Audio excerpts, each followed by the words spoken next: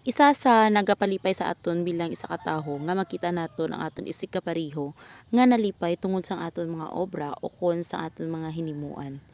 Hello everyone! Sining hapon i-share ko lang sa inyo ang isa sa mga obra ko nga cake kung sa diin igahatag ko ini sa isa sa mapalaron sa aton nga cake raffle sang nagligad nga binulan. Isa sa mga natunan ko sa paghimo sang cake nga it is not about money, no?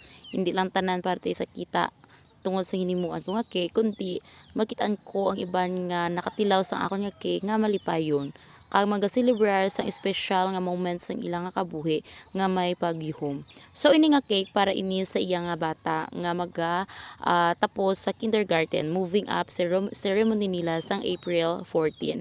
Balik sang 13 ko pa ini nahimo pero bago ko lang na-upload.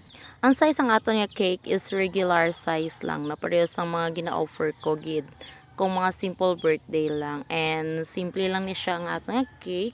Ginkoloran ko lang ni siya white, and then may decoration lang siya nga color pink since baby girl ang magabaton sini. So amo ni siya ang isa sa mga simple design ko sa regular cake ko, no, rosette nga flower. Then gibutangan ko lang ini sang sprinkles nga color pink para magabagay man sa colors ang aton nga design. Bali sa mga nagapamangkot kung ano kadako ang regular size nga cake, amoy ni siya ang mga regular nga kakakita nato sa bakery, no, nga mga display nga mga cake. 8 inches ang lapad and 2.5 inches naman ang kataason, pero kung mabutangan mo na siya palaman naghihimo na siya nga 3 inches. Amo gini siya ang masami naton nga gina-offer, pero sa aton nga regular nga cake may palaman na siya sa center.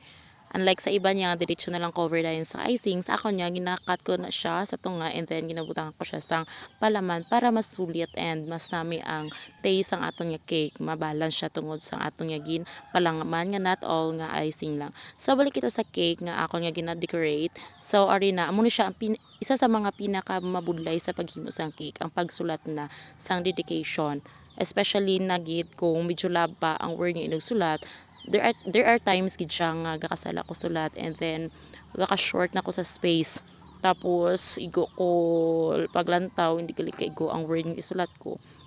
Kinahanglan tantsahan kagid kabalo ka mag tantsa sa imo nga pagsulat, kabalo ka magtantsa sang word letters nga imo nga isulat para hindi siya maggutok. Kay once gani magutok na siya sa imo nga cake, hindi mo na siya madali-dali nga liwaton nga may tani kung pareho lang sa lapis nga pwede pa ma-erase, pero kung masala ka na diriya imo gid siya liwaton. So congratulations Inday, kag sa babaw ginbutangan ko na lang 3 ka heart kay daw may kulang sang nasulat ko na ang congratulations nga may space pa ya sa babaw. So kabay pa nga nalipay ka sang cake kag nanamitan ka sang aton nga cake.